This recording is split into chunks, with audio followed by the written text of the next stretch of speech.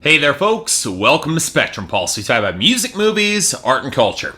And today, we're going to be talking about the surprise album from Miley Cyrus, titled Miley Cyrus and Her Dead Pets. But let's face it, none of you should be surprised that this happened. I mean, think about it. All the signs were there, pretty much in plain sight. From the VMA performance back in 2013 that catapulted Miley Cyrus back into the public eye for better, or mostly for worse, to the album Bangers, a record that was really too all over the place to be salvaged beyond a few genuine gems, to the uneasy collaborations with hip-hop artists that created abortions like 23. For a solid 6 months in the back half of 2013, Miley Cyrus was dominant in the cultural conversation, for better or for worse, and then it all just kind of fizzled out. In my opinion, she crippled her own momentum by releasing the underwhelming Adore You under the delusion that that song had any hope of being a hit, instead of the near guaranteed smash and genuinely awesome song F You, which was one of my favorite songs of 2013, period. And then came the rumors leaking out that Miley Cyrus had gone back into the studio to work and presumably do drugs with Wayne Coyne and the Flaming Lips, and later show up on his Beatles tribute album with a little help from my friends. So you knew that the favor was bound to be returned in full in the future. It became all the more evident when Miley severed her ties to Dr. Luke, the same producer who prevented Kesha's collaboration album Lip Show with the Flaming Lips from ever being released, because apparently he hates free festival publicity or something, amongst other more horrid accusations that have seemed to stall out Kesha's career indefinitely in lawsuits, which is really kind of sad and horrifying. And the parallel here is important. Sure, both Kesha and Miley worked with Wayne Coyne, but Kesha always had a level of raw tightness and restraint in her compositions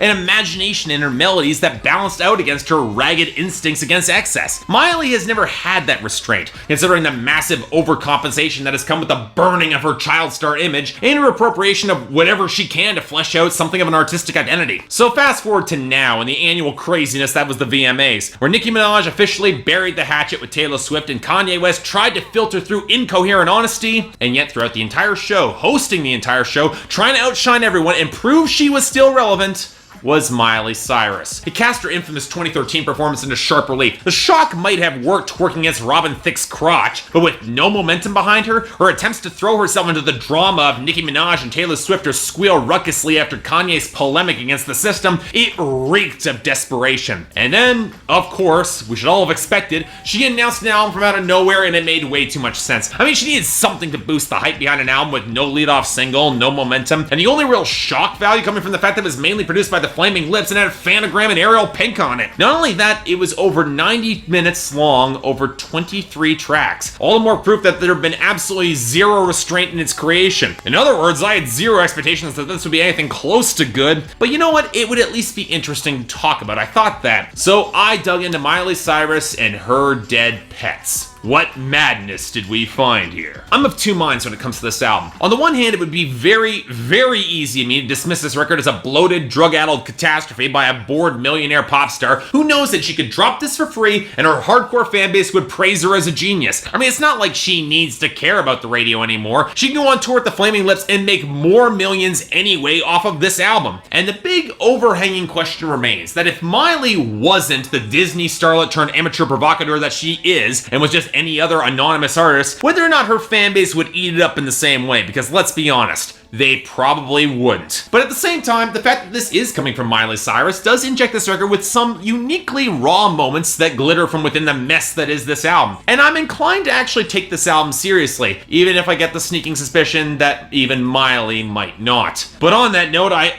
don't even know where to start with this overcooked mess of an album, so I guess the best place would be the production, which has credits from Wayne Coyne, the Flaming Lips, to Mike Will Made It, lovely, to Miley Cyrus herself. And it's an awkward fusion at best, with Mike Will Made It at least providing something of a leaden, heavy foundation with choppy, sharp-edged beats that could have potentially had impact if the rest of the mix matched in terms of its tone or the fidelity of the sound. This is where the first big problem that spans the entire record crops up. The instrumental textures and pickups don't fit together at all. Right from the very first track, Do It, we have a trap and bass heavy instrumental that's paired with the ugly multi-tracking of Miley's vocals plus that filter, the rubbery warping synths, and a weedy little organ line. And all all of it clashes together with an ugliness that I know is intentional, but doesn't make it any less hideous or unlistenable. And the jarring blend of sounds doesn't stop there. The farting noises all over the textureless guitars on the Floyd song Sunrise, the teeny fragments and pitch-shifted punctuation on Space Boots, the super compressed weedy little guitars on Bang Me Box that does nothing for an otherwise likable groove and reminds me way too much of bad porno music, the gross, oily, incredibly sleazy bass line on Milky, Milky, Milk with that old woman sample that just sounds gross, the overcooked heaviness of Slab of Butter Scorpion, and that's not even touching on any of the interludes, of which the only one that is remotely listenable at all is the ethereal Miley Tibetan Bulls. The entire mix on the majority of this album is the sound of being half melted in the sizzling California sun and reeking of cheap wine, sweat, really bad weed, and jizz. And the fact that nearly every single song on this album runs along and lacks any sort of driving momentum makes it all the longer, all the more of a turgid, slow listen to get through. That said,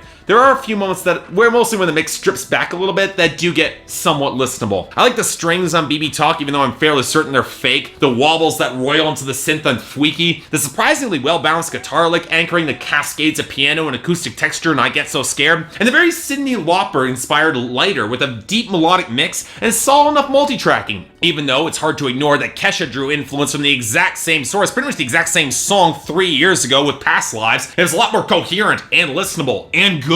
Hell, I didn't even mind the stripped back piano ballads that came with Pablo the Blowfish and Twinkle Song. They were stripped back, sure, but they sounded decent enough. But before we get to Miley herself, let's talk about some of the guest stars. Unsurprisingly, the vocal fragments that Sarah Barthel from Phanogram and Ariel Pink himself contributed are completely wasted, which kind of baffles me in the latter case because Ariel Pink has a far better head for the kind of music and themes that Miley liked to approach on this album than Wayne Coyne's general incoherence and lack of forward momentum or groove. So why wasn't Ariel Pink brought in behind the production board to lend some tightness to the record is a complete mystery to me. The biggest shock was Big Sean, whose half asleep verse on Tangerine is an astoundingly honest verse about his own mortality and existential emptiness when he discovers when he's high. That reminds me a lot of when Childish Gambino showed up on Riff Raff's Neon Icon. It's a moment of crystal clear reality amidst an unaware mess around him. But really, forget about Big Sean. This is a record all about Miley, spreading her voice wherever she can. And to say the results are incredibly mixed would be way too kind. Frankly, when she isn't buried behind filters or gratuitous autotune and actually emotes in her songs, she's a powerful singer. The problem is that on 23 tracks of this album, we get maybe 4 or 5 songs where that happens. Sure, I like more of her lower range on tracks like One Sun, where it sounds like she's doing a Lady Gaga impression and not a bad one. But the real stunner for me was the belting she did on Twinkle Song, or even the half crying she did on the Floyd song Sunrise or Pablo the Blowfish. You might not like her shrill, ear-bleeding tones and the sloppy multi-tracking that make Dara Dorian's elegance all the more attractive. I really owe her an apology there. But there is raw charisma for Miley when she tries. The big problem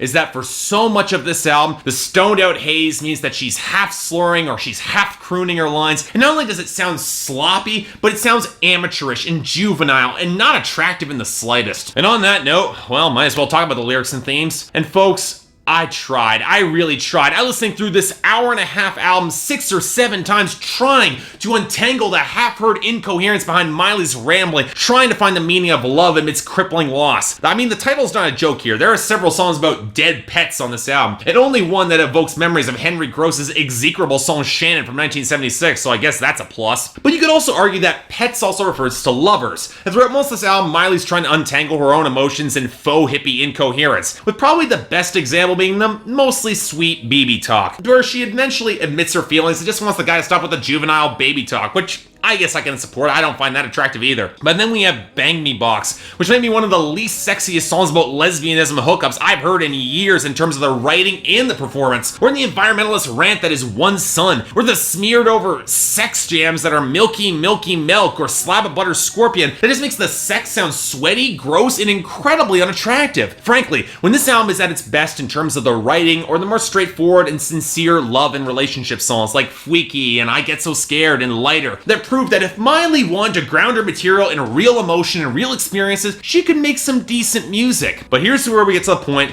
that legitimately pisses me off about this album. Because then you get songs like Pablo the Blowfish, which actually got me to give a shit about her emotional investment about the loss of a fish, which is saying something for her performance. Or Twinkle Song, where she tries to interpret her dreams about what love means to her in a way that I could be incredibly uncharitable about and cut through the faux poetry about her bending good music over the table. But you know what? There's a rawness and a passion in that song that I can really get to behind. I bought into it. And then at the end of each song, she hits one staccato note on the piano, swears in a perfectly normal tone of voice, and the atmosphere shatters. Yeah.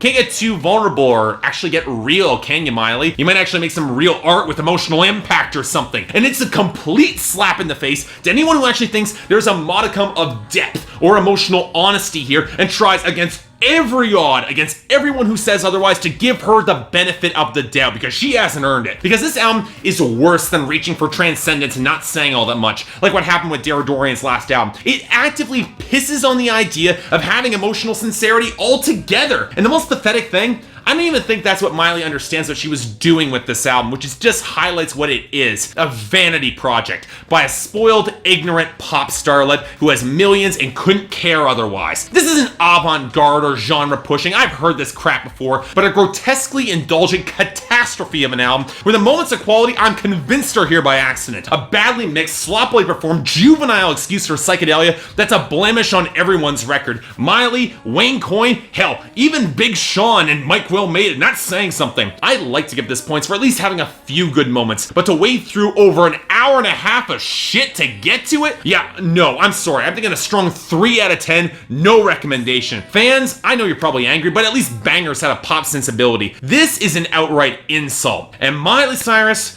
I can't believe I'm the one who has to say this as a guy who used to be a fan of yours, but here it is. Read between the lines and grow the fuck up. So yeah, thanks a lot for watching. If you'd like to like and subscribe, I'd be more than grateful. Yeah, I can't imagine how this is going to be controversial, but yeah, this pissed me off. Miley's better than this. And you all should know that. We should expect more from this. I don't care if it's free. Nobody should be paying for this. But if there's any other albums you'd like me to cover, preferably good ones, or anything else I might be able to do to improve my presentation, I'd be more than happy to give it a listen. Until then, I'm Mark, you're watching Spectrum Pulse, and I'll see you next time.